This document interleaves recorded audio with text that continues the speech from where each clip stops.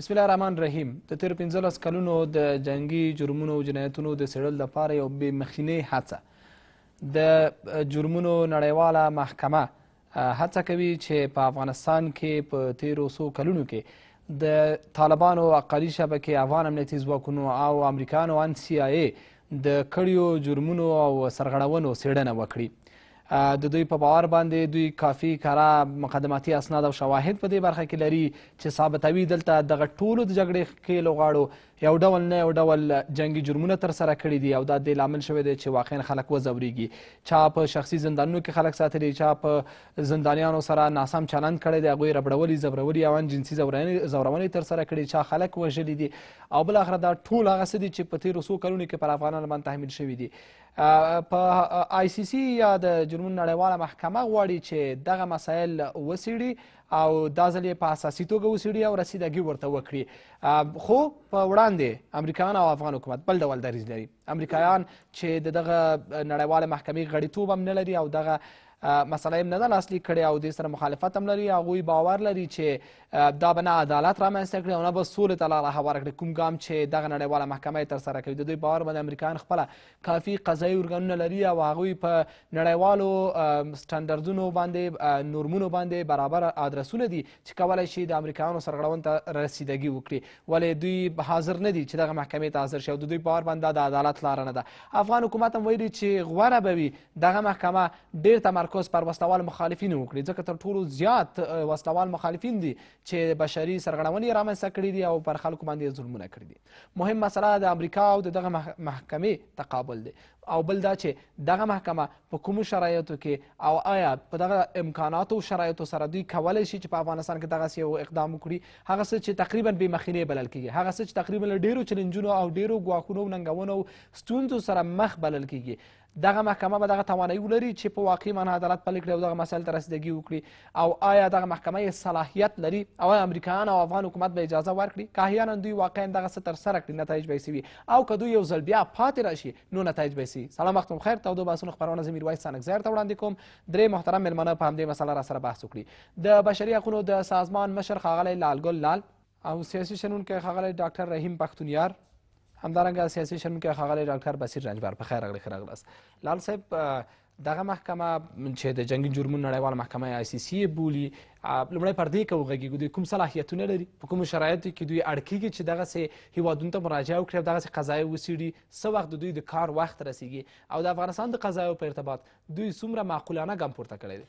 د لوی څښتن تعالی په نامه باندې خپل سلامونه او نیکې هیلې درنو میلمنو ته، تاسو ته او درنو لیدونکو ته وړاندې کوم. دا یو ډېر اساسي سوال دی چې باید خلک په دې باندې وپوهېږي چې د جنګي جرمونو نړیواله محکمه یا د جنګي جرمونو نړیواله د محکمې څارنوالي په کومو حالاتو کې دوی په یو ملک مداخله کولی شي. د روم د اساسنامې پر اساس باندې د جنګي جرمونو نړیوالې محکمې تعریف شوي جرمونه درې مهم جرمونه دي نړیوال، چې هغه د بشر ضد دي، هغه جنګي جرمونه دي او نسل وژنه ده.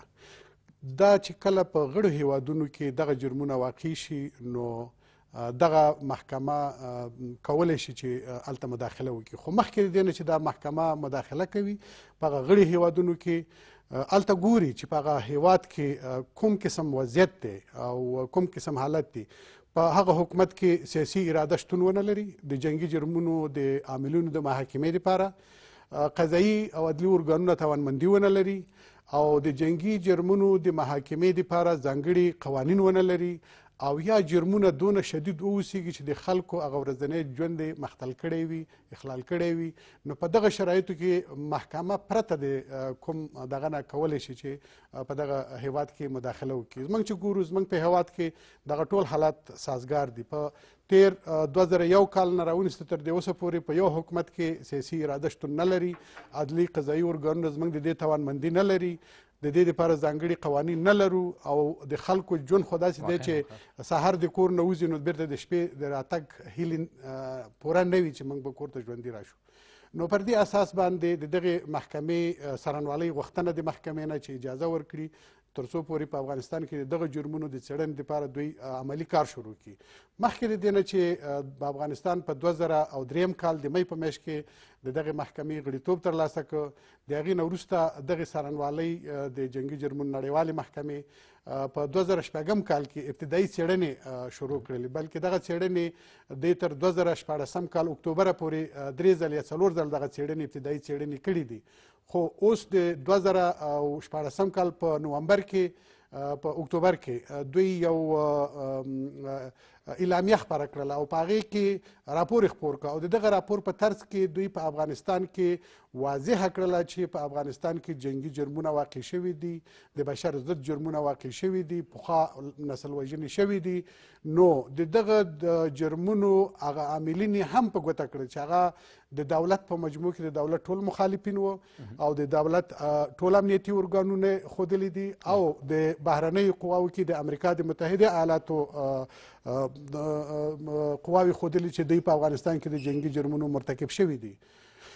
په هغه وخت کې چې کله دا راپور دوی خپور کړ نو د امریکا د متحده ایالاتو د حکومت د غبرګون سره مخامخ شول چې هغوی وویل چې دغه به ډېره ناانصافي وي چې څارنوالي دا خبره کوي چې د امریکا متحده ایالاتو پوځونه په افغانستان کې د جنګي جرمونو مرتکب شوي دي.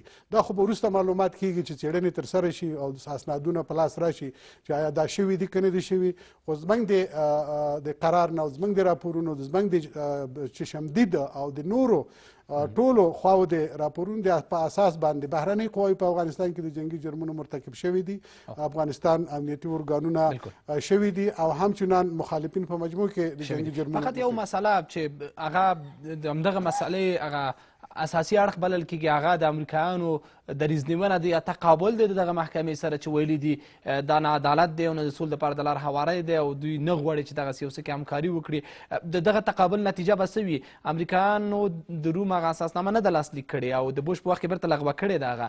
نو معنا دا چې دوی اوس قانوني اړخه او هغه څه چې ایجابوي اصول د دغه بشري حقونو د سازمانونو دغسې ادرسونو د محکمو دوی کیدلی شي چې په دغه محکمه کې دوی تر څېړنې لاندې ونیول شي؟ دا یو ډېر اساسي سوال دی چې دا د ټولو خلکو په ذهنونو کې دی. په دې کې شک نشته دی چې د امریکا متحده ایالات په افغانستان کې د دغې څارنوالۍ پر وړاندې خنډونه جوړ کړي د تحقیقاتو د څېړنو په وخت کې. خو دا د روم د اساسنامې پر اساس باندې په هغه غړو هیوادونو کې چې د دغې محکمې غړي هیوادونه دي او په هغې کې یو دریم هیواد راشي او هلته د دغه 3 نړیوالو جرمونو نه یو یا 3 واړه یا 2 مرتکب د جرم شي، نو د دغې محکمې صلاحیت دی چې د درېمګړي هیواد نه پوښتنه وکړي او د هغه عامل چې دی هغه محاکمه کړي.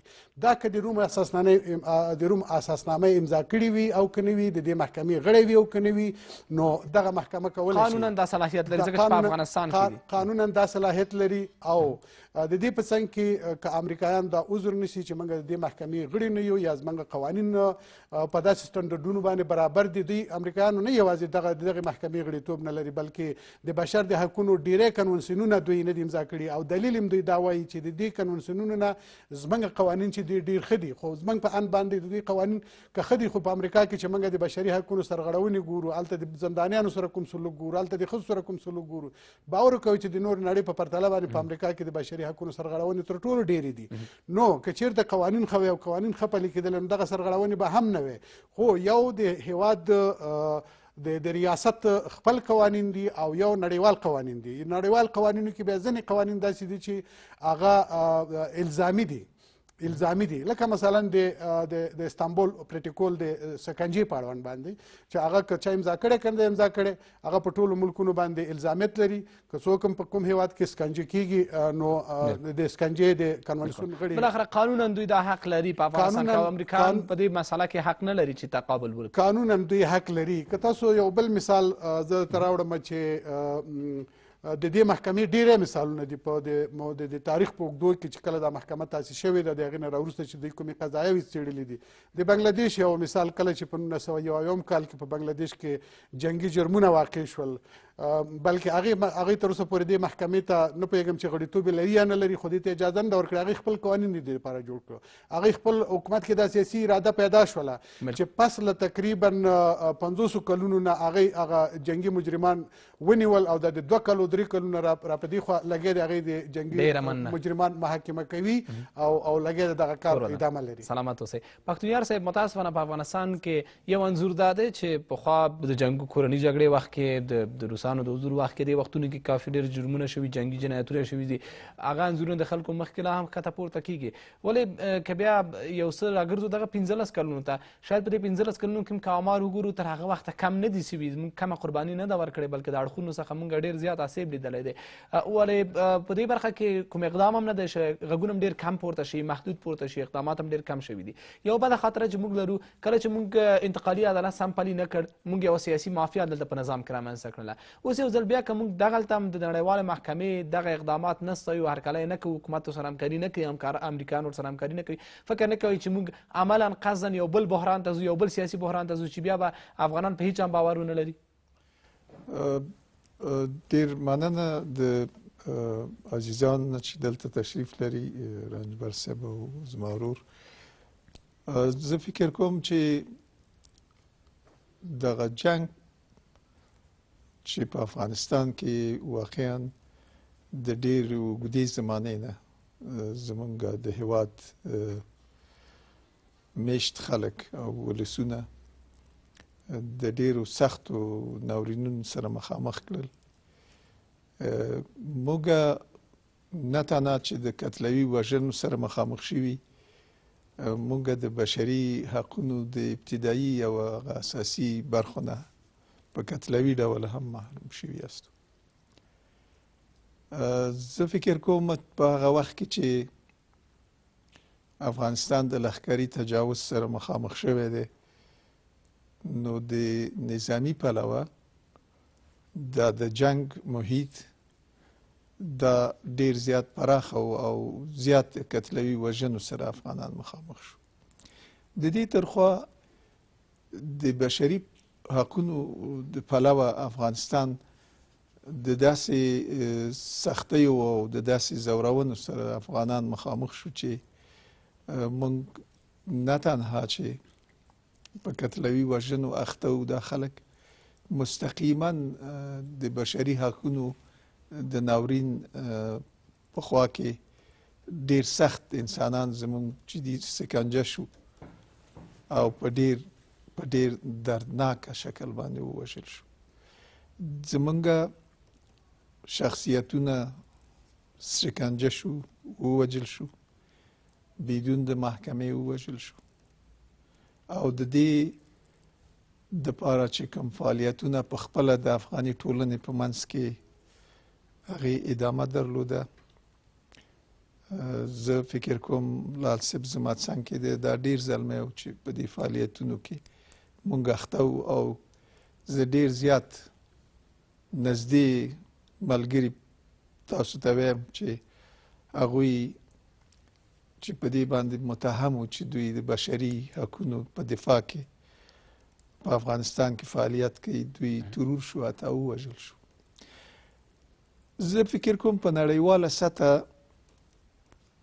د داسې ناورینونو او د بشر د حقونو د دفاع په لار کې او په دغسې محاکماتي برخو کې مونږ روښانه شرایط په جهان کې وینو چې رامنځته شوي دي، او ډیر د وحشت تر کچې پورې چې کوم مستبدین او کوم د استبداد هغه بازیګران دي په نړیواله کچه دا محاکمه شوي دي، او حتی ځینې رژیمونه حتی دقیقاً په نړۍ کې بیلګې لرو. ولی افغانستان کې متاسفانه زه فکر کوم افغانستان چې دی دا د نړۍ یوه برخه ده.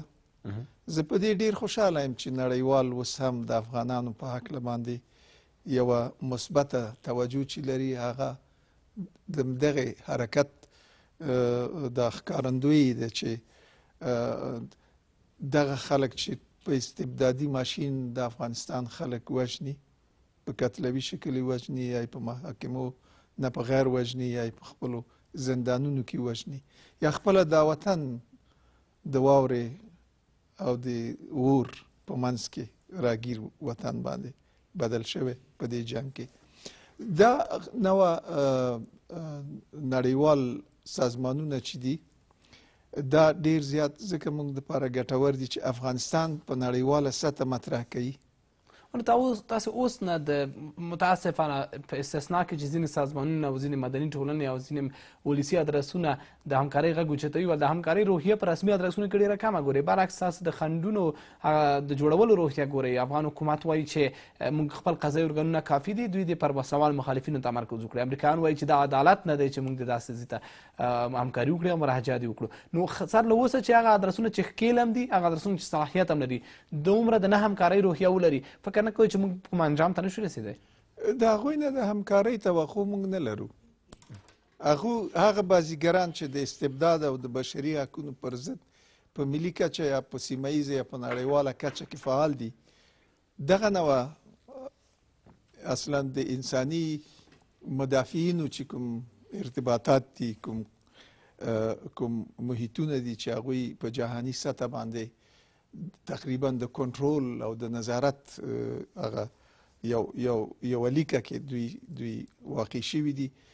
زه فکر کوم دا مثبت اړخ دا نه دی چې دوی به عدالت منځته راولي، ولې مثبت اړخ دا دی چې دغه د استبداد بازیګران چې دي د بشري حقونو یا د قتلوي وژنو یا د ټولو هغه حقونو چې دغسې نظامونه یې په نړیواله سطح کې منځته راوړي دي، د دې دواړو په منځ کې افغانان چې کوم دي د دې دواړو په منځ کې باید موږ قرار ولرو چې لرو یې.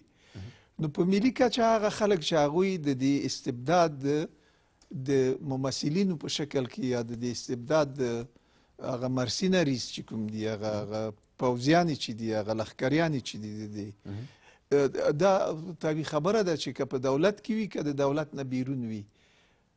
اوس موږ که د ملت په کچه خبره کوو، موږ په هغه صف کې ولاړ یو چې د دې استبداد ښکار شوي یاستو او د دې استبداد د محاکمې اړخ که په نړیواله سطح راځي چې باید راشي، ځکه موږ هغه توانمندي په دولتي کچه هم نه لرو، په ملي کچه هم نه لرو. ولې موږ خالصرا نه یو، زمونږ د ټولنې په منځ کې داسې انسانان شته دي چې هغه د استبداد ته متوجه دي او هغوی د دې پروګرامونو په مقابل کې عکس العملونه ښودلي دي. د دغې عکس العملونو نتیجه هم ده چې موږ په نړیواله سطح دا سازمانونه دې ته متوجه کوو چې راشي او زموږ د مشکل په حال کې موږ سره همکاري وکړي. ډېره مننه سلامت اوسئ پښتون یار صاحب. لنډه دمه لرو، تاوده بحثونه دوام لري. بیا هم ښه راغلاست. ښاغلی رنجبر، دلته کله چې انتقالي عدالت پلی نه شو، غږونه ورته پورته شول، کار ظاهرا نمایشي کار وسو ولی متاسفانه عملا هیڅ هم ونه شول. هلته خلکو د معافیت یوه الګو واخیستله د همدغه وضعیت څخه. اوس یو ځل بیا کله چې دغسې یو ګام پورته کېږي چې متاسفانه هغسې چې موږ په تېرو څلور لسیزو کې قرباني ورکړې هماغه د دوام لري همدغسې، او په کمیت کې به شاید ډېر کم فرق راغلی. نن یو ځل بیا چې کله دا غږ اوچتېږي، افغانان خوشبینه کېږي، ولسونه یا ادرسونه لکه لال صاحب چې دي دغسې نور ادرسونه دوی خوشبینه کېږي، حتی همکاري کوي، ولې هغه ادرسونه چې هم ښکېلې غاړې دي او هم په د شرایطو په آماده سازۍ کې باید رول ولوبوي، هغوی خنډ جوړوي. فکر نه کوئ که د معافیت دغه حاکمیت واوسي موږ یو غلط لوري ته بیایي؟ د سپېڅلي خدای په نامه تاسو ته ګرانو مېلمنو ته چې حضور لري، د افغانستان سالړي ملت ته، ستاسې لیدونکو ته، همکارانو ته ستاسو خپلې نیکې هیلې وړاندې کوم. دوه طرف دي واقعي دي. یو هغه کسان چې د ظلم لاندې واقع شوي دي، جنایت د هغوی په حق کې سوی ده، یو هغه کسان دي چې دغه کار یې کړی ده.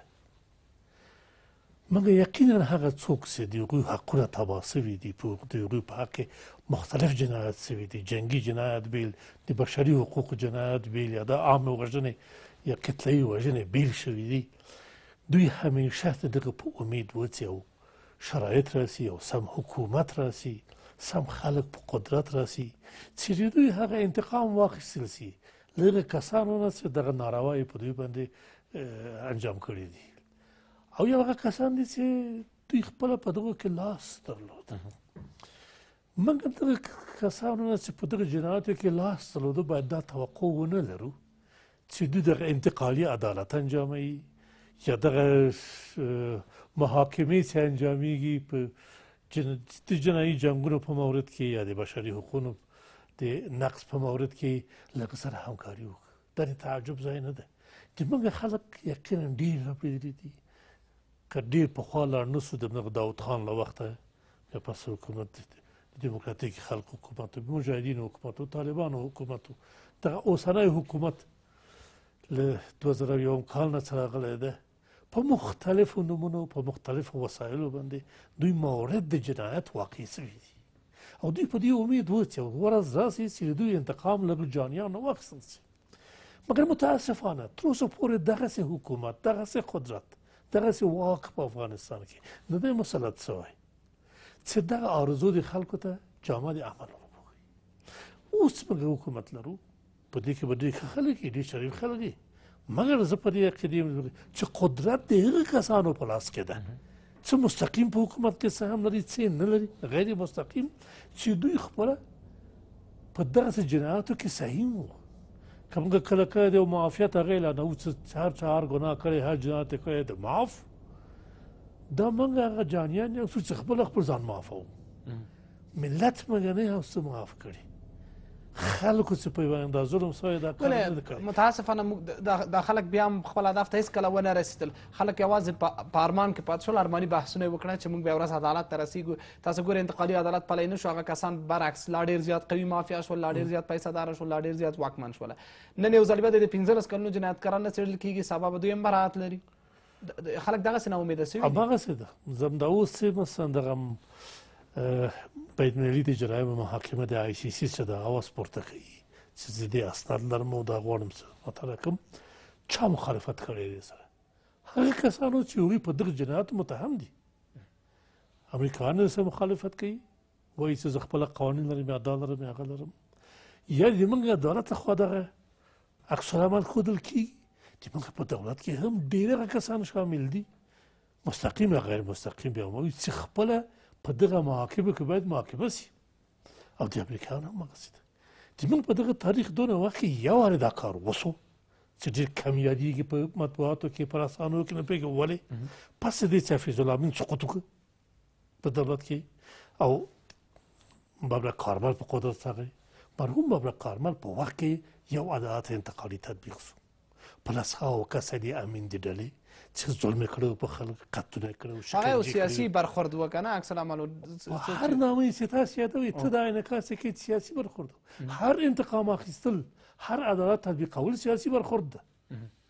په هغه وخت کې لسونه کسه د دغه ګروپ اعدام شول چې یو تعداد د ما نومونه په یاد دي چې ما پېژندل مثلا صاحب جان صحرایي اعدام شو منصور هاشمي چې والد بدخشان اعدام شو انجینر ظریف اعدام شو چې والد قندهار و عالم یارات دوه کسه عارف عالم یار صدیق عالمار اعدام شول د حفظ الله امین رو عبدالله امین اعدام شو وراره اسدالله امین چې د کامپ د استخبارات ادارې رئیس اعدام شو او په لسګونو کسه نورې په ډېر طولاني حبسونه راغستل ټول محاکمه شول ټول د اسنادو په اساس متهم شول او جزا ورکړل شول. دا په رسانو په دغه کې ډېر کم انعکاس کوي ممکن دغه سیاسي دلایلو لري چې ولې انعکاس نه کوي نور دا کار نه رسوي د هیچا په حق کې نه سیاسي نه غیر سیاسي. معافیت ته چې معمولا توجیه پیدا کېږي هغوی دا وایي چې شرایط ایجاب نه کوي او مصلحت ایجاب نه کوي چې موږ دغسې یو اقدام وکړو چې هغه د لا زیات د بشري حقونو د خلاف د جرمونو سبب شي یعنې داسې یو جګړه پېښه شي بیا هلته لا زیات تاوان وکړو. که رښتیا یوه سیاسي اراده موجوده وي موږ توانېدلی شو مثلا دا اوس دغه عیني بحث باندې به بحث وکړو. اوس موږ کولی سو هغه امریکایان چې تاسې متحدین ګڼئ دلته حضور لري نظامي مرستې هم کوي دام کوي ولې یو څه یې کړي هم دي او مخالفت هم لري هغه محکمه کړی. تاسو دغه حکومت کې هغه امنیتي لوړپوړي کسان محکمه کولی شي چې شخصي زندانونه درلودل طالبان دغسې حقاني شبکه دغسې دا نور دغسې یعنې شرایط که اراده موجوده وي شرایط موږ ته اجازه راکوی سي په دغه افغانستان کې. دلته وویل شول چې په اساسنامه خپله د دغه کې د روم په اساسنامه کې دا موضوع چې څه وخت دا مؤسسه یا دغه څارنوالي یا دغه محکمه مداخله کوي په دې کار کې په هغه وخت کې چې دغه تاسې دغه اوس هم چې ویلي چې دغه شاید په دې مملکت کې نه وي اراده موجوده نه وي چې موجوده نه ده دلته وویل شول چې دغه یو موجود نه دلته شرایط موجود نه وي، هغسې دستګاه قضایي موجود نه وي، هغسې قوانین موجود نه وي چې دوی اداره کړي یا د خلکو شرایط دغه اجازه ورنه کړي د ژوند اجازه ورنه کړي. په دغه وخت کې د دغه محکمې د دغه څارنوالۍ وظیفه ده چې دوی مداخله وکړي. موږ خو دا کار یقینا نشو کولی.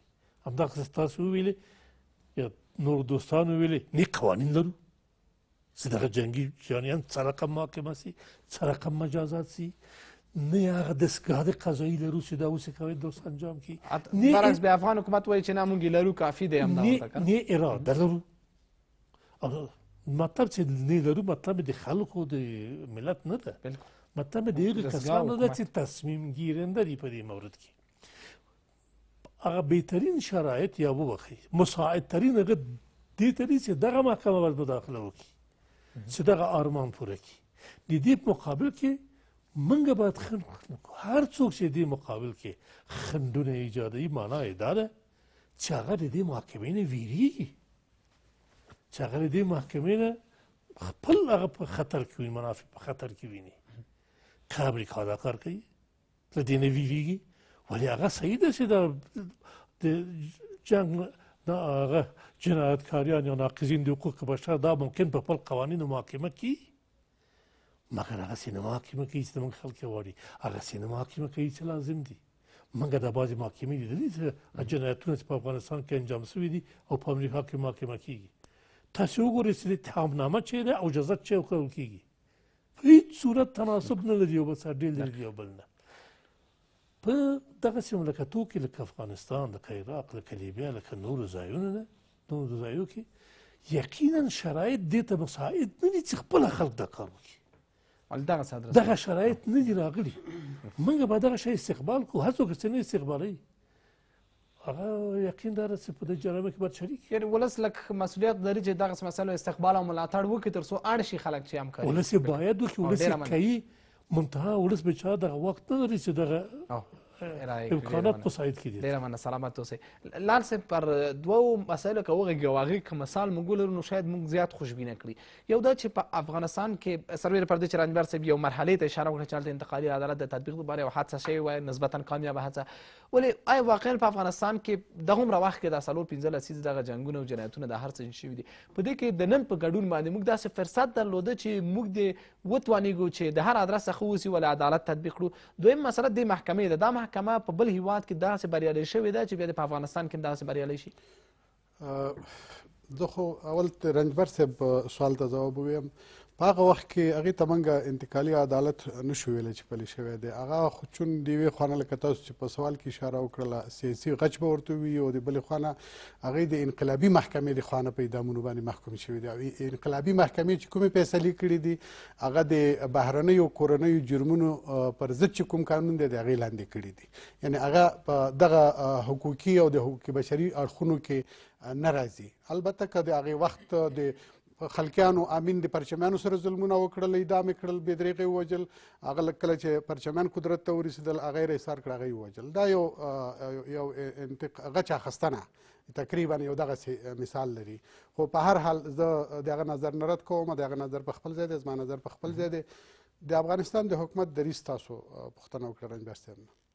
د افغانستان د حکومت دریځ هیڅکله په تقابل یا په مخالفت کې نشي واقع کېدلی. په دې معنا باندې چې په حقوقي لحاظ باندې افغانستان د روم اساسنامې غړی دی، هغه یې منلې ده، امضا کړې دی. نو پر ضد د دې چې دوی همکاري وکړي مخالفت هیڅکله نشي کولی. که مخالفت کوي دا یو حقوقي اشتباه یا سهوه ده چې دوی کوي. او د دې په څنګ کې دوی داسې فکر کوي د افغانستان حکومت چې د نړیوال قوانین او نړیوال عدلي او قضایي ارګانونه همدغسې دي لکه په افغانستان کې چې قانون په غریب باندې پلی کېږي او په زورواکي په چارواکي باندې نه پلی کېږي، قوانین ټول تر پښو لاندې کېږي، هېڅوک قوانینو ته احترام نه کوي. نه، نړیوال قوانین چې دي هغه داسې نه دي. دا فکر د دوی د ذهن نه وباسي. د پلي کېدو تر حده پورې د دغه شرایطو سره د برابرېدو تر حده پورې د سربیا ولسمشر ملاجیویچ هغه ولسمشر و، خو دغه محکمې راونیولو او محکوم یې که په زندان کې خودکشي وکړله، ځان یې وواژه. د هغه بل ملګری کرادیویچ هغه د هغوی قوي ترین قمندانو په جنګي جرمونو باندې تورن شوی و او د سربیا د پخوانۍ یوګسلاویا کې همدغسې حالات و، جنګونه، کورنۍ جګړې، دا شیان پکې روان وو. هغه 10 کاله د دې کله چې په د محکمې د سرنوالۍ د خوا نه تورن شولو 10 کاله دا پټ په غرونو کې وګرځېدلو. بالاخره سرنوالي په دې باندې کامیاب شوله چې پس له 10 کاله پټ ګرځېدو هغه یې ونیولو، اوس په زندان کې پروت دی او د خپل محکومیت شپې ورځې په زندان کې تېروي. نو دغه سرنوالي نه یوازې داسې ده چې د یو حکومت نه تشکیله ده، د دوه حکومتونو نه، د دې غړي هیوادونه سوونه غړي هیوادونه دي، هغه ټول تعهد لري چې د جنګي مجرمانو د تورنو کسانو د نیولو په اړوند باندې به د دې محکمې سره همکاري کوي. او د دې په څنګ کې دغه سرنوالۍ نه هم زموږ غوښتنې دلته شته دی چې آیا دقیقا چې دوی څه وکړي هغه دوی باید یو خو دوی 2 میاشتې وخت ورکړی دی چې هغه د خلک باید په دې باندې وپوهېږي. د نن نه شروع ده د جنورۍ تر 11 نیټې 2013 کاله پورې تقریبا 2 میاشتې راځي. دا 2 میاشتې وخت ډېر کم دی. دې کې یوازې خلکو ته هغه آګاهي یا د خلکو خبرتیا هم نه کېږي چې خلک خبر شي. خلک په لرو پرتو سیمو کې دي او د دغه جنګي جرمونو او بشر ضد جرمونو قربانیان چې دي هغه اکثره د اطرافو خلک دي، هغه په ښاریو کې نه اوسېږي، هغه بېسواده خلک دي. نو د هغې ته آګاهي ورکول یا خبرتیا ورکول دا ډېر مهم دی چې دا وخت ضرورت لري. د دې په څنګ کې د هغې سره تخنیکي مرسته، ځکه چې دوی د هغې شکایتونه غوښتي، د هغوی عریضې غوښتي دي او هغه هم په ټکنالوژي کې غوښتي دي چې هغه مثلا انټرنیټ او د دوی ویب سایټ دی، په هغې کې بیا د دې لپاره هم په پښتو باندې صفحه خلاصه کړې، هم په دري باندې خلاصه کړې او هم په انګلیسي باندې خلاصه کړې ده. خو سرنوالي ویلي دي چې د محکمې 2 رسمي ژبې دي چې یو فرانسوي ژبه ده، یو انګلیسي ژبه ده. هغې وي که په دې 2 ژبو کې راورسېږي موږ ته ډېره اسانتیا رابخي، او که په پښتو دري کې وي نو هم دا مشکل ده کوي. بل دا ده چې د خلکو آګاهي ورکول ته ما اشاره وکړه چې دا ډېره مهمه خبره. بله خبره د قربانیانو د مسؤلیت خبره ده. کله چې یو قرباني محکمې ته خپل شکایت کوي د سرنوالۍ ته او هغه جنایت یو چا په خلاف خو به یې کوي که نه، او هغه جنبه او یا هغه ګروپ یا هغه شخص د ده نه خبر شي تر څو پورې چې سرنوالي دا ته رارسېږي د هغه به څه حال وي. دې کې باید سرنوالي ډېر کوشش وکړي. فقط یو پوښتنه چې خلکو ته یو پیغام آګاهي هم شي دا هم که حل شي، که څوک د امریکایانو راتګ څخه را په دې خوا 2002 کال څخه را په دې خوا په دې تېرو 15-14 کلونو کې د امریکایانو د افغان امنیتي ځواکونو یا د طالبانو او نورو وسلوال مخالفو ډلو اړوند کوم شکایت لري چې پر دوی ظلم شوی، بشري حقونو ضد کوم کار شوی پر دوی باندې، که دوی غواړي شکایت وکړي نو دغه فرصت د دوی کولی شي؟ یعنی ټول هغه بشري سرغړونې او جنګي جرمونه او د بشریت ضد جرمونه چې په د افغانستان کې د چا پر وړاندې واقع شوي دي، دا که په اطرافو کې دي، که دا د مخالفینو د کنټرول لاندې سیمو کې اوسېږي، که دا د حکومت د سیوري لاندې اوسېږي، دا که په هر ځای کې اوسېږي، همدغه یو طلایي چانس دی، همدغه یو موقع ده دوی ته چې دغه خپل شکایتونه په ډېر اسانۍ سره دوی کولی شي. بلکل. او یو عام تشویش شاید دا اوس هم چې ځینې خلک ستاسو خبره اوري هغوی په دې باور چې کله ښه امریکایان یې نه غواړي، کله چې حکومت ډېر ورسره موافق نه دی، کله چې وسلوال مخالفین اصلا هېڅ قانون ته تابع نه دي، څنګه د خوشبینه اوسي چې دوی شکایت د ځای ونیسي؟ دا اندېښنه څنګه ځواب وایي؟ ما مخکې ګوره تاسو ولیدلو چې د لیبیا د ولسمشر زوی معمر القذافي زوی هغه هم په غرونو کې پټ و، همدغسې حالات و، ونیول شو که ونه نیول شو، د محکمې لاندې دی که نه دی، په زندان کې پروت دی. د سربیا د ولسمشر مثال ما راوړلو، همدغسې نور ډېر جنګي مجرمان دي چې د محکمې نه تر اوسه پورې پټ ګرځېږي، تورن شوي دي پټ ګرځېږي. اقلا دلته خو به زموږ په سر باندې د زموږ وینې خو به نه چکي که نه، موږ خو به نه ځوروي، د دوی د ظلم دغه نه خو به جبر نه خو به دا ولس خلاص شي که نه. دا ګوره زه ما همیشه دا خبره کړې ده چې د همدې زورواکو د همدې جنګسالارانو موجودیت کې طالب تولید شو. کله چې طالب تولید شولو بیا همدغه طالبانو زمینه د دې برابر کړي چې بهرنۍ قواوې راشي. نن چې بیا د بهرنیو په اوږو باندې همدغه جنګسالاران دلته راغله، په قدرت باندې ورسېدل، د همدغو کړنو چې دوی په دغه تېرو 15 کلونو یا په هغه لنډ موده کې چې 15-16 کلونو کې کومې کړنې وکړلې، هغه د دې لامل شو چې طالب یو ځل بیا را ژوندی شولو او دغه ملک د بحران په طرف باندې بوتلو. تر هغې پورې چې موږ یو باثباته، یو پاک، سالم، صحیح، درست، حقوقي، قانونمن حکومت ونه لرو، موږ هیڅکله د دوی په وجود کې موږ د خیر هیله نشو کولی، د ولس د خیر هیله نشته دی. نو په دې خاطر باندې باید ولس غږ پورته کړي، ولس نور چوپ پاتې نشي. دغه یو چانس دی د دوی دپاره چې په نړیواله کچه باندې دوی ته زمینه سازي شوې ده. او دولت ته پکار دی دولت په دې کې باید تر بل هر چا ډیره همکاري وکړي، ځکه دولت همیشه د دغه زورواکو د لاسه د ګواښ لاندې او تهدید لاندې دی. دا یو دولت دپاره ښه چانس دی او موږ دا مسایل د دولت سره شریک کړي دي. موږ دا مسایل د عدلي او قضایي ارګانونو سره شریک کړي او د هغې نه غوښتنه کړې ده چې د دغې محکمې او د دغې څارنوالۍ سره تاسو مرسته وکړئ تر څو پورې په افغانستان کې ټولنیز یا اجتماعي عدالت تامین شي، بشري حقونه تامین شي. که چېرته همدغه حال وي د دوی خو هسې په دوی باندې وسل یعنې بالاخره یو ښه فرصت دی، یو ښه فرصت دی. بله خبره تاسو یو بله خبره ده چې غواړم چې وضاحت ورکړم، هغه دا دی چې د امریکایانو محاکمه کول یو شی چې زما نه پاتې دی، هغه دا دی چې په امنیتي تړون کې دوی ته په افغانستان کې قضایي مسؤلیت ورکړل شوی دی.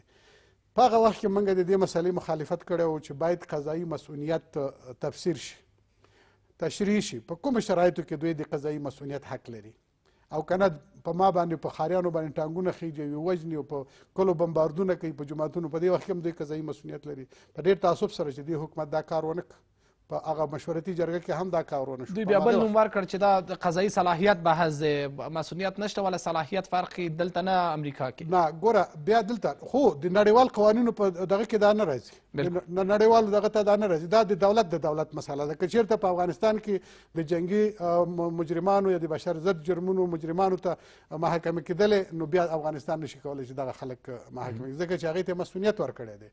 نو راولو په دې کې چې موږ د ولس نه هیله دا ده چې باید دغه فرصت د لاسه ورنکړي.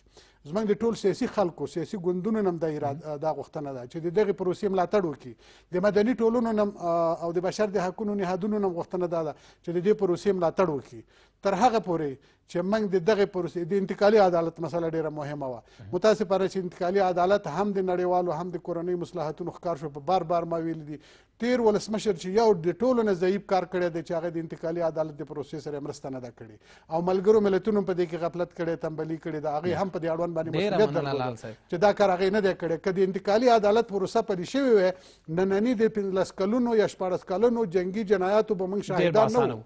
ډیره مننه، سلامت اوسئ.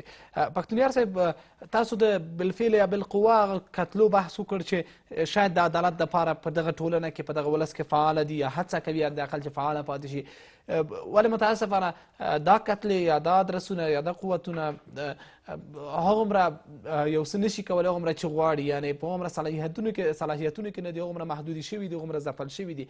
خو بیا هم که بحث د مسؤلیتونو وکړو او د یوې طرحې وکړو، هغه غږونه چې په ولس کې لا هم د عدالت دپاره موجود دي هغه څنګه منسجم کیدی شي او د دغسې فرصتونو څخه څنګه ګټه اخیستلی شي، ولو حکومتونه او ولو نړیوال قدرتونه یې وغواړي او یې نه غواړي، ولې دغه کتلې څنګه منسجم کیدلی شي؟ ستاسو طرحه ورته څه ده چې دوی د عملاً اقدامات وکړي بالاخره هغه عدالت ته دې ورسېږي چې حداقل دغومره یو پیغام له ځانه سره ولري چې راتلونکي کې د افغانانو وژونکي نور مسؤلیت ونه لري؟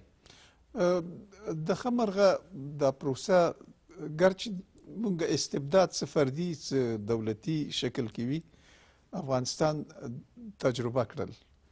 افغانستان کې د استبداد چې په افغانانو باندې راځي دا د دولتي شکل کې استبداد او د لښکري تجاوز په مسیر کې چې کوم استبداد او وژنې دي دا افغانستان کې تجربه شوي دي. هغه ارتباطات چې البته مشخصا لال صاحب د ځینو ارګانونو او د ځینو ارتباطاتو یادونه وکړه دا په افغانستان کې فعال دي او تر ډیره حده په افغانستان کې دننه او بهر یو لړ فعالیتونه دي چې هغه د افغانستان کې د بشري حقونو د دفاع او د نړیوالو ارتباطاتو ملاتړ کوي. د هغې جملې نه چې کوم مشخص تجارب ترلاسه شوي دي هغه د هیومن رایټس هغه برخه ده چې په هغې کې طبي ګروپونه هم فعال دي چې فیزیشن هیومن رایټس ورته وایي. د دوی تجارب د ډلهییزو قبرونو د راپیدا کولو د محاکمې په مسیر کې یو فعالیت دی چې زه فکر کوم چې د دې فعالیتونو نه چې کوم انعکاسات په نړیواله سطح کې وجود لري دا انعکاسات او دا غوښتنې هم د دې سبب شوي دي چې دغه نړیوال محاکم چې کوم دي هغه جدي شي. د دې ترخوا یعنې افغانان اوس د نظام او د حکومتدارۍ اړخ او یا زموږ د سیاسي بازیګرانو اړخ دا جلا دی. ولې د ملت د دفاع په رابطه باندې که خبرې وکړو نو دا ملت دومره بې دفاع ملت هم نه دی. هغه یو په خپله زموږ دغه ملي دریځ چې دی چې موږ د جنګ ښکار شوي لوی بشري کتلې په شکل په مختلفو شکلو باندې موږ لکه اوس تاسې د دشت لیلي اوس یوه فاجعه ده، یوه تاریخي فاجعه ده په دې هیواد کې، د منځه نه ځي. اوس که تاسې د هغې فاجعې بازیګران یا د هغې فاجعې مجرمین معاف کوئ، تاسې معاف کړي دي. هغه کتلې نه دي معاف کړي، کومه کتله چې اصلا هغوی په هغوی باندې اصلا تجاوز شوی، هغوی د منځه تللي، د هغوی حقونه د منځه تللي. همداسې هغه سیاسي بازیګران او تړلې ډلګۍ چې په افغانستان کې د مختلفو شکلونو کې د رژیمونو د چینج په شکل یا بدلون په شکل کې، لکه مخکې چې د دواړو عزیزانو کومې خبرې وکړي، دا واقعیتونه دي. زه په هغې تبصره نه کوم، ولې زه دا نشم هیرولی. شخصي درته وایم، زه شخصي چې زما د هیواد نه د وتلو په پروسه کې 15 زما ځوان هغه روابط او ملګري دوستان صنفیان چې هغه په پوهنتوني ژوند کې په قتلوي ډول باندې وژل شوي او مړی او ژوندی هم نه دی معلوم. اوس که دا تاسو معاف کوئ، خو تاسو د حکومت په حیث یا د نظام په حیث هر څه کولی شئ. امریکا هم همداسې ده. امریکا ډېر بین المللي قراردادونه نه دي امضا کړي. ولې دا چې نه دي امضا کړي د دې معنا نه ده چې هغه مسؤلیت لري او هغه معافیت لري. دقیقاً. ولې دا به د یو تاریخ په توګه پاتې شي. ولې متاسفانه هغه څه چې موږ ورته اړتیا لرو، هغه یو فعاله تحرک ته اړتیا لرو چې یو نتیجه ترلاسه کړو. موږ به مثلا انتقالي عدالت پلی نه شو، موږ به تر څو دشت لیلي او یا نور هغه جنایتونه چې ترسره شوي هغه به یادوو. موږ نن 15 کاله چې دا کوم څه شوي دغه عدالت نه کیږي، دغه جرمونه نه څېړل کیږي، مثلا همکاري نه کیږي، نتیجه نه ورکوي، موږ به تر څو یوازې دې ته بد وایو.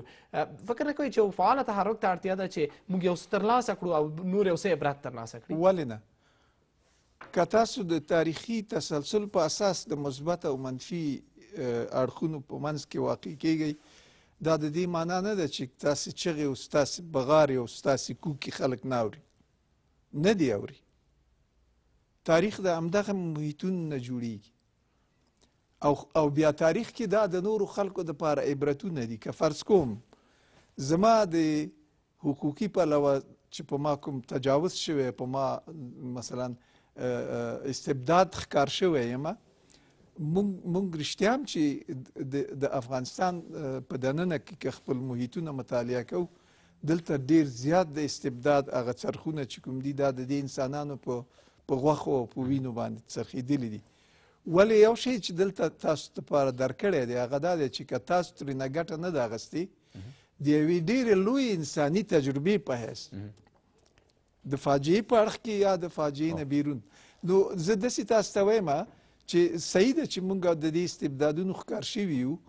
ولې لکه څنګه چې مخکې دوی یادونه وکړه د بالکان په منځ کې، د افریقا په منځ کې، د لاتینې امریکا په منځ کې چې دا د استبداد هغه سرلښکران چې کوم دي هغه محاکمه شوي دي، داسې به دلته هم وشي.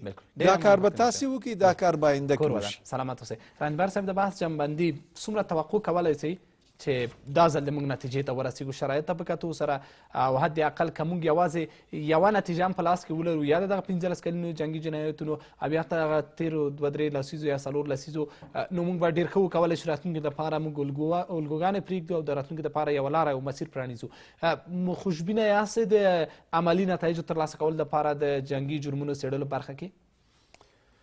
زه پیښې چې تاسې دې سوال ته جواب وایم، د دې ورور دغه صاحب یو تماس ونیسم ساده. د دوی په صحبت کې دوه شفافیت واقعیت ده چې د امین ډلې، زه به نه وایم چې خلقیانو د امین ډلې ډېر پرچمیان ووژل په هغه وخت کې، او دا واقعیت ښکاره کوي چې په هغو جنایاتو کې چې د امین په وخت کې واقع شوي دي، ډله ییز جنایتونه شوي دي، ډله ییز خلک وژلي دي، په لیګونه ډک شوي دي، په هغه کې ټول د حزب اعضا شامل نه دي. خپله د حزب اعضا هم قرباني وو، دوی هم وژل شوي دي په همغه جمله کې چې د سیاست سره موافق نه وو. او دویمه دا چې دا بیرته د دوی محاکمه کول وژل، دا په انقلابي محکمه کې ده، په اختصاصي محکمه کې محاکمه شول. او له خلکو نه وغوښتل چې هر څوک چې په هر چا ادعا لري ادعا دې خپل راوړي. ټول خلکان چا ونه وژل، ټول خلکان هغه ډله د امین ما هغه سوه چې هغه چا لاسونه یې په وینو سره وو، نور خلکان بیرته وزیران شول خپله کو.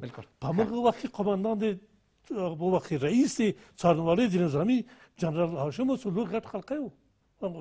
یعنې دا د خلکانو د پاکستانیانو دا ضمني صحبت وو.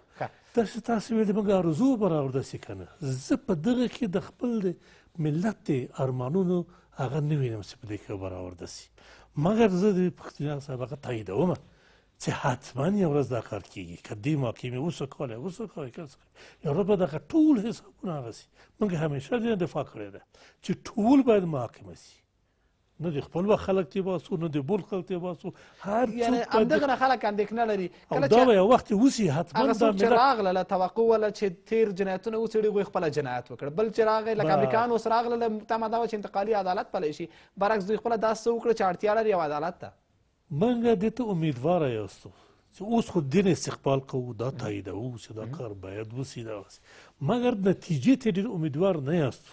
خندونه په مقابل کې ډېر زیات دي، مګر دغه امید لرو چې یو ورځ د ورځ راځي چې دغه محاکمه راځي او د خلکو دښمن هغه خلکو چې په خلکو ظلم کړی ده باید خپل جواب ووایي. ډېره مننه کورودان درې واړه مېلمنو څخه مننه کوم. د بحث موضوع مو د جنګي جرمونو نړیواله محکمه غواړي چې افغانستان کې په اساسي توګه د تېرو 15-14 کلونو جنګي جرمونه وڅېړي چې پکې ښکېره غاړې ټولې هغه که وسلوال مخالفین په ټولو کې طالبان، افغاني شبکه او نور دي، یا د افغانستان د امنیتي ځواکونه او یا همدارنګه امریکایان او د هغوی استخباراتي سازمان غړي CIA کسان دي چې دوی په افغانستان کې په یو ډول نه یو ډول سره بشري سرغړونې رامنځته کړي دي، دوی زندانیان ځورولي دي، دوی خلک بې دلیله زنداني کړي دي، دوی خلک وژلي دي. د ټولو څېړلو دپاره دغه محکمې او دغه محکمې سرنوالانو اوس هڅه شروع کړې ده تر څو داسې یو بې مخینې هڅه وکړي کوم چې د مخې دوی وتوانېږي تېر 15 کلن بهیر کې چې څومره جنایتونه شوي دي هغه ټول وڅېړلی شي.